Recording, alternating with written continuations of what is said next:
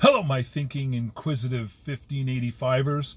A warm welcome to you all, especially if you're new here. And thank you for stopping by. I'm your host, Clyde Phillips. Please remember to hit the like button, subscribe, hit the notification bell, and share this with everyone you can. It really helps us beat the algorithm. So let's dive in. This is about a White House Correspondents' Dinner gone wrong. So, again, interviewer is Ara, and I am the interviewee. And here's how it went. Clyde, why do you think they chose a mentalist instead of a comedian this year? And I respond, because Trump is known for being very thin-skinned. He doesn't like being roasted, so I believe someone close to him pushed for a mentalist instead. Someone who wouldn't make fun of him, and could have served some other purposes as well. So, then, she asked, during the performance, the mentalist behavior at the head table seemed unusual to many people. What did you notice? And I respond, he kept hesitating. He'd pull the paper back and then wait. It really looked like he was waiting for a cue, so the paper going in and out, and then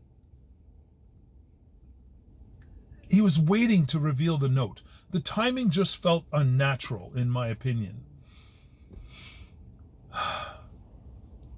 So she then goes on to, around the same moment, there's footage of a man running through the hallway toward the ballroom. What are your thoughts on that video? I said, well, he made it surprisingly far into a heavily secured building with very little resistance. The security response looked slow and disorganized. That part doesn't sit right with me. She then asked, what else stood out to you from the footage inside the ballroom? And being in security for as long as I have been, I said the Secret Service agents standing right behind Trump looked genuinely confused. They didn't seem to know what was going on or which way to react. That tells me most of them weren't read in on whatever was planned. I'd like to further add that the chaos in the room showed that they weren't read in. They were totally oblivious to what was happening. What about the images of the suspect after he was on the ground? And I responded with, that was one of the strangest parts. There was no visible blood, no obvious injury. He was just laying there comfortably. No medical attention was given, and he wasn't moved to any secure location. Someone was able to walk right up and take clear photos of him. He was left on the floor for way too long. And then later, officially, mainstream walked it back. They claimed that he wasn't shot at all. But that was the rumor at first, that he had been shot. So I was expecting to see pooling blood on the floor, or at least some damage to him physically that would make it look like he was apprehended. That makes the whole scene even more bizarre. Question was, after several days, authorities still hadn't released any clear motive or explanation for why this man did what he did. What does that tell you? So, well, it makes me think he was likely a patsy, someone who was manipulated or set up. His background doesn't match someone who would do something like this on his own. And the interviewer went on with, so when you put all these pieces together, what's your overall conclusion?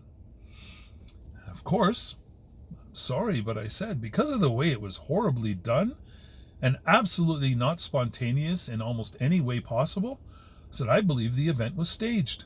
The more I look at the footage, the harder it is to see it as a genuine incident. So Ara further asked, if it was staged, what do you believe the real purpose was?